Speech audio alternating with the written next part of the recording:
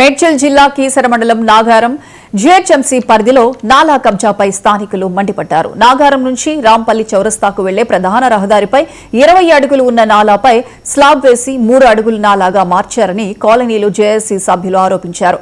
ఇక దీంతో వర్షాకాలంలో రోడ్లపైకి నీరు వచ్చి తీవ్ర ఇబ్బందులు ఎదుర్కొంటున్నామని తెలిపారు. ఈ అక్రమ నిర్మాణాలతో మరిన్ని కాలనీలు ముంపున గురయ్యే ప్రమాదం ఉందని ఆందోళన వ్యక్తం చేశారు. నాలా ప్రవాహాన్ని అడ్డుకుని అక్రమ నిర్మాణాలపై జీహెచ్ఎంసీ ఇరిగేషన్ అధికారులు చర్యలు తీసుకోవాలని డిమాండ్ చేశారు. సమస్య పరిష్కరించకపోతే ఉద్యమాన్ని ఉధృతం చేస్తామని కాలనీ వాసులు హెచ్చరించారు.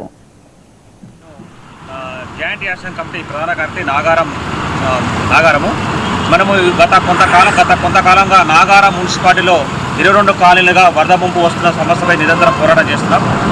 ఇప్పుడు ప్రస్తుతం చూస్తున్న పిఎంఆర్ కాలనీ దగ్గర పక్కన ఒక ఫ్లాట్ వాళ్ళు ఒకటి టైల్స్ అనేది వారు కార్యక్రమం చేశారు. ఆ బ్రిడ్జి నీళ్లు పోకుండా వాళ్ళు అడ్డుకట్ట వేసి ఇక్కడ ఒక కార్యక్రమం చేపడుతున్నారు.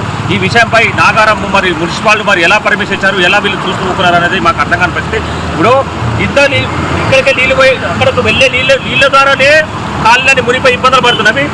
మేము వాటర్తో ప్రాబ్లం చేస్తున్నాం, జబ్బులు వస్తున్నాయి, మాకు పిల్లలకి జ్వరాలు వస్తున్నాయి, వాటర్ పొల్యూషన్ అవుతుంది, బోర్లు పాడైపోతున్నాయి. మేము బయటకు రావడానికి లేదు, డ్యూటీకి వెళ్ళడానికి 1-2 గంటలు లేటు అటు ఇటు చేసి డబ్బులు మాకుకోవడం, బట్టలు చుట్టుకోవడం ఇవే పనులు మాకు.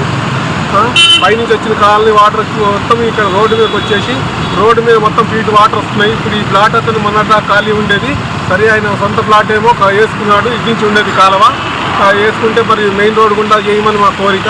అది ఇంత మట్టికి ఎవరు కూడా అధికారులు పట్టించుకోవడం లేదు.